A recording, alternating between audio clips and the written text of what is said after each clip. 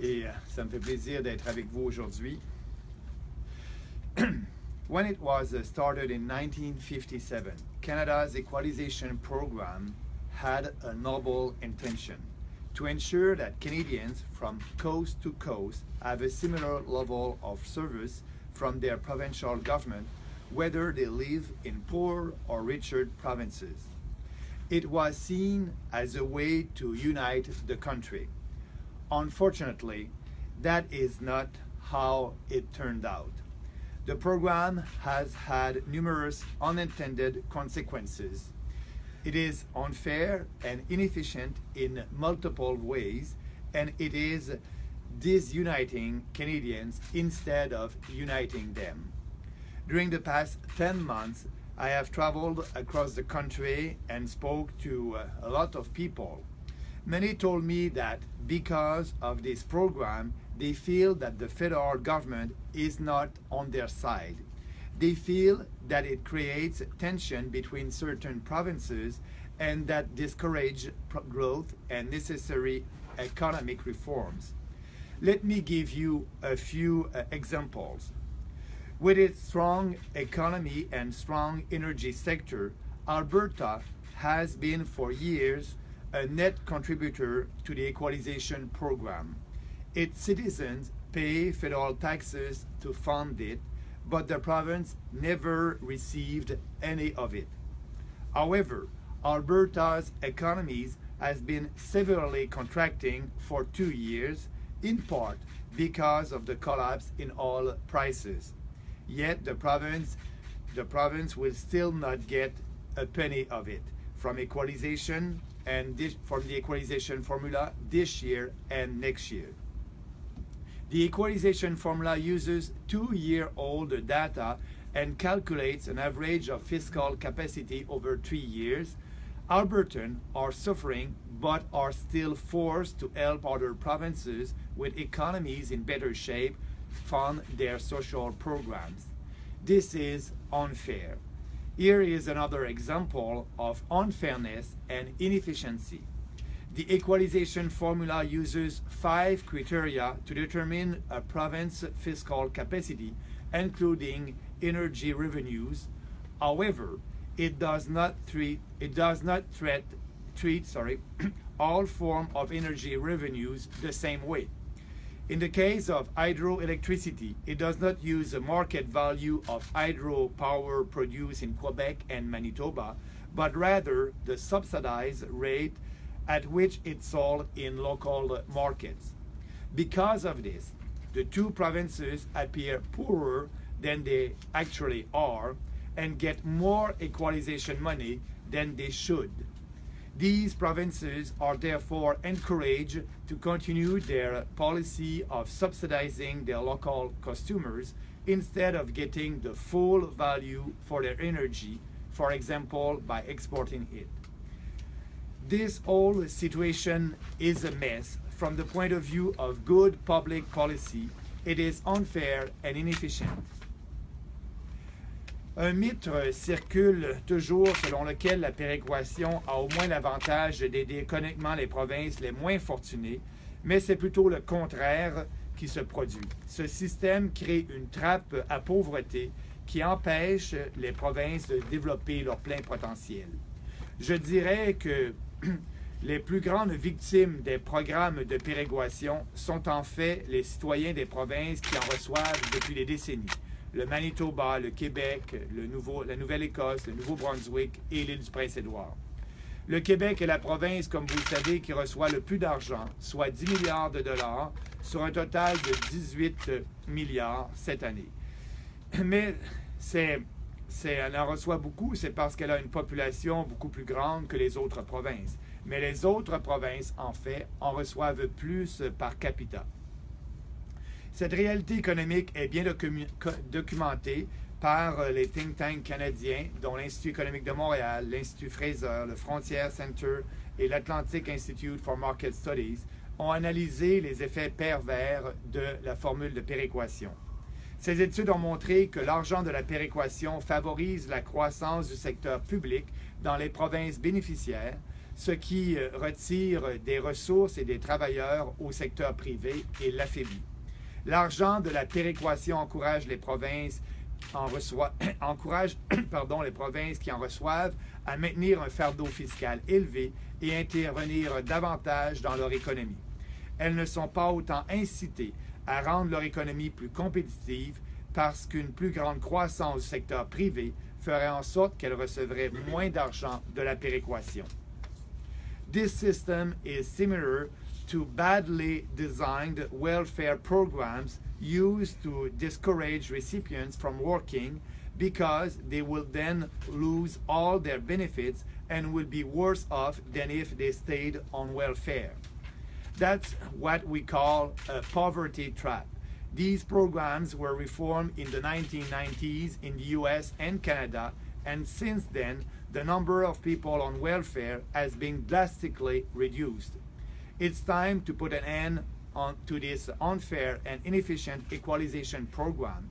It's time to stop rewarding provincial governments for not adopting better economic policies.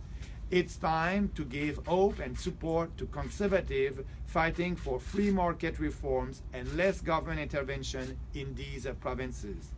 Sending more money simply helps those who argue that there is no problem and who favor the statu quo.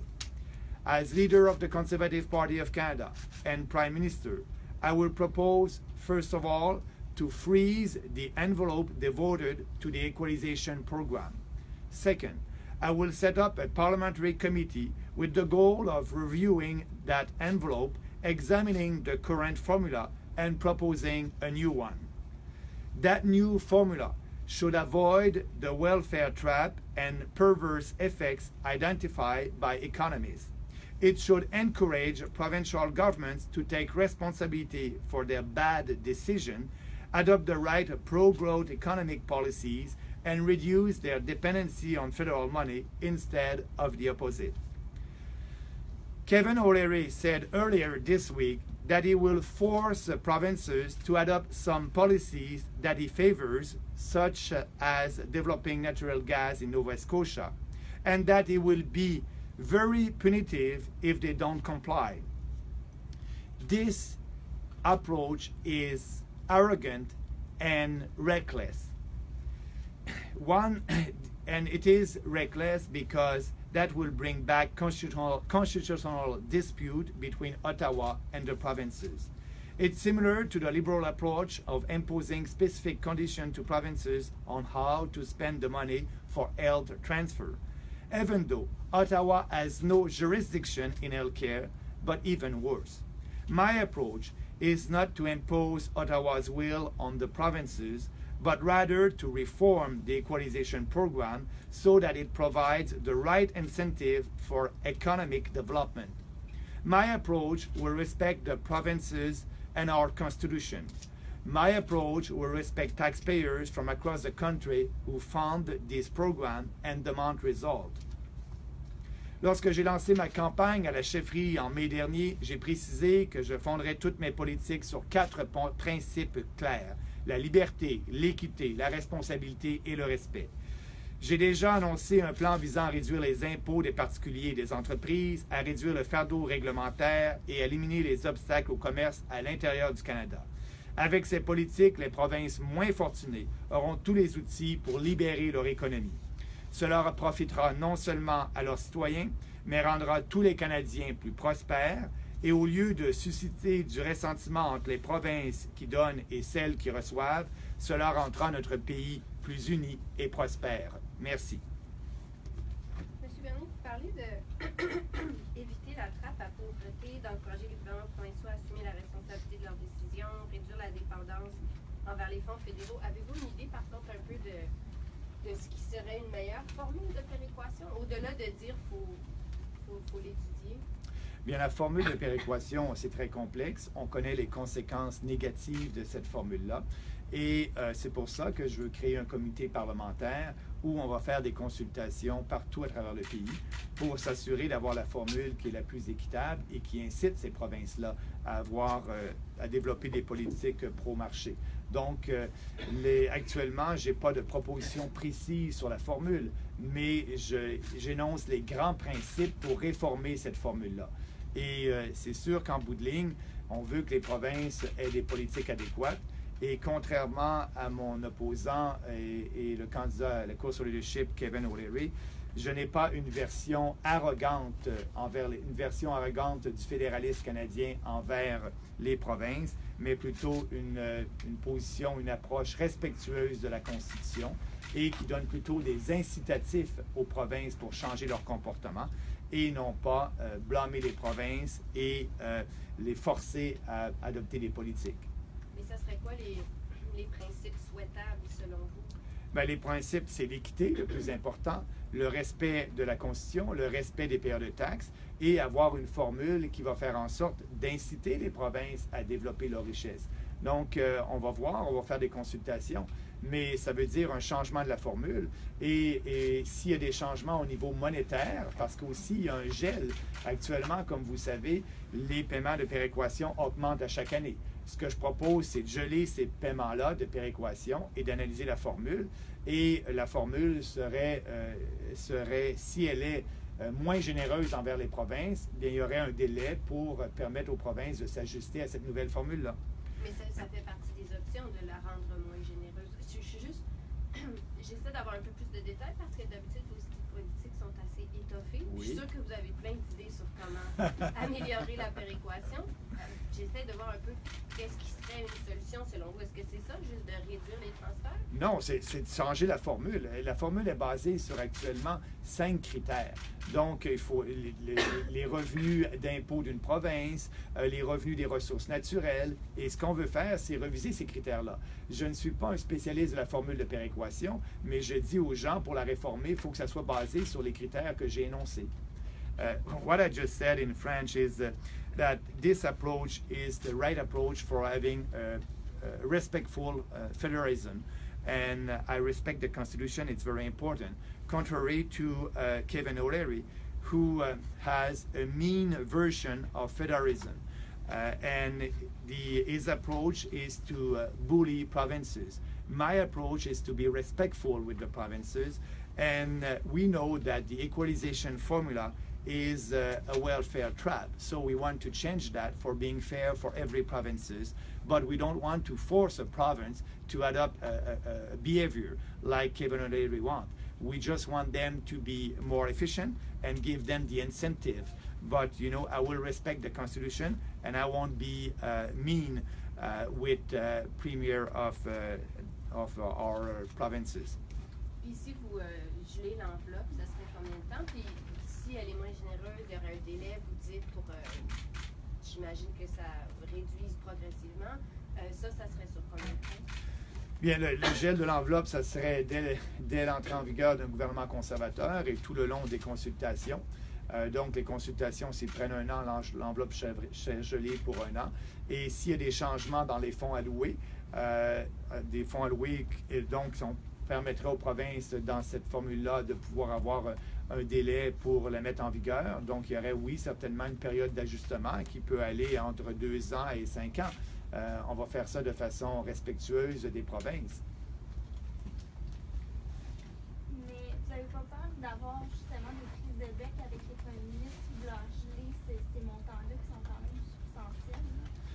Non, parce que les montants vont être là, et puis on veut changer la formule, et les montants augmentent à chaque année. Donc, c'est seulement l'augmentation qu'ils n'auront pas pendant un an, le temps de faire la formule. Je pense que c'est important. Ça donne un signal sérieux que nous voulons modifier cette formule-là.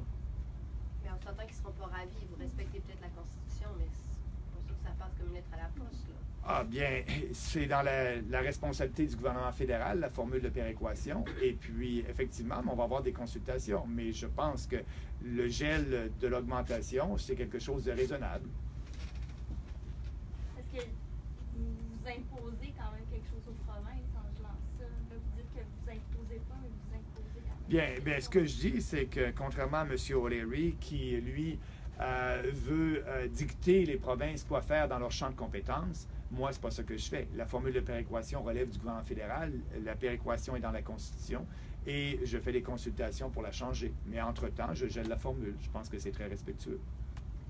Sur la course au leadership, En général, hier, il y a candidats qui ont été interrogés sur des propos tenus peut-être par certains autres candidats dans votre parti. Est-ce qu'il y a une responsabilité dans le climat social actuel avec ce qui s'est passé dimanche à Québec? Avez-vous une opinion là-dessus? Est-ce que vous n'avez pas, en tant que politicien, figure publique et un des meneurs de la cause, une responsabilité de peut-être condamner certains propos qui pourraient être nuisibles au débat public? Bien, certainement. Le plus important pour nous, pour moi, en tant que politicien et en tant que conservateur, c'est d'être respectueux envers toutes les religions. Et le droit à la liberté d'expression existe, mais le droit à des propos qui sont incendiaires, c'est quelque chose qui peut donner suite à une poursuite par les tribunaux. Moi, je souhaite que les gens soient respectueux et avec ce qui est arrivé, comme vous le savez, dernièrement à Québec, je l'ai dit que c'est un geste horrible, c'est un geste qu'on ne peut comprendre et c'est un geste qui fait en sorte que met le Québec sur la carte mondiale, mais pas pour les bonnes raisons.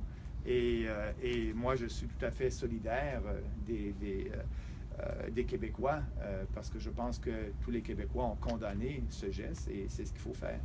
Qu'est-ce que devraient faire des candidats comme Kelly Leach ou Stephen Guilbeault? Mais là, faudrait leur demander. Moi, j'ai fait une campagne axée sur l'économie. C'est encore une autre annonce à caractère économique, pardon.